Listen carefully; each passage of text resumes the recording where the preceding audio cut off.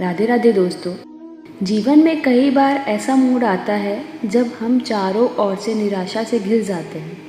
हमें लगता है कि हम सही हैं, फिर भी हमारे साथ गलत हो रहा है। लोग हमारे सीधेपन का फ़ायदा उठाते हैं, हमारी अच्छाई को हमारी कमज़ोरी समझते हैं और अंत में हमें मिलता है सिर्फ अन्याय।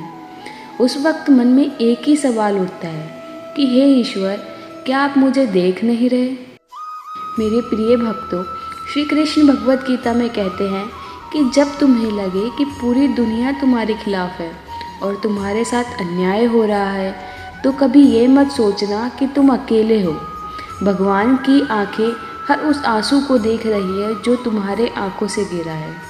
कृष्ण कहते हैं, मेरे विधान में देर हो सकती है पर अंधेर कभी नहीं।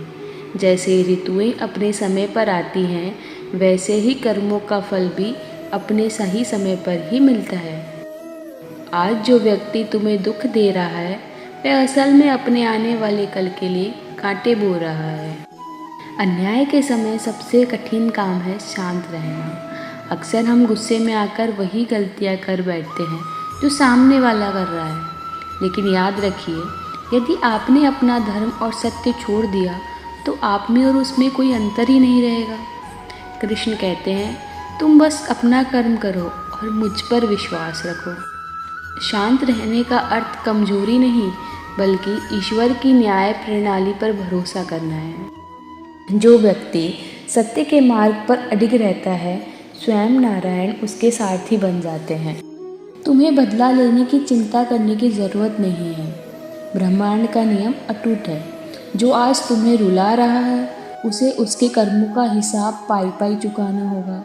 न्याय का पहिया घूमता है और जब वो घूमता है तो राजा को रंक और रंक को राजा बनने में देर नहीं लगती। तुम्हारा काम बस इतना है कि तुम अपनी आत्मा को मैला मत होने दो। अपनी सकारात्मकता बनाए रखो। जब तुम थक जाओ तो सब कुछ कृष्ण को सौंप दो। वह तुम्हें वह न्याय दिलाएंगे जिसकी तुम्हें कल्पना भी नहीं है।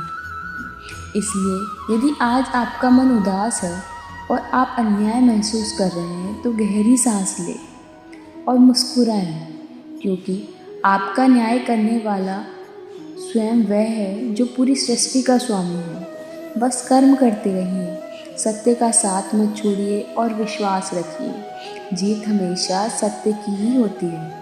खुद को कृष्ण के चरणों में समर्पित कर दें और कहें, हे माधव, अब सब आप पर है। राधे राधे।